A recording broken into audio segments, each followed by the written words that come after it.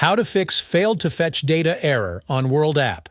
Hey everyone! In this quick tutorial, I'm going to show you exactly how to fix the failed to fetch data error on the World app.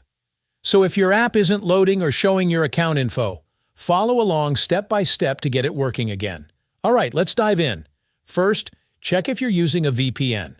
Many people use VPNs for security, but sometimes they interfere with the app connecting to its servers.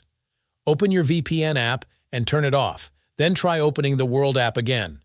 Often this fixes the issue immediately. Next, let's check your device's date and time. If your phone's time isn't correct, the app can't sync with the server.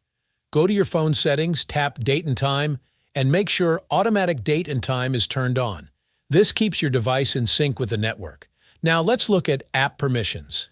Go into Settings, scroll down to Apps or Apps and Notifications, tap on Manage Apps and look for the World app. Once inside, go to Permissions. Make sure it's allowed to access the internet, storage, and background data.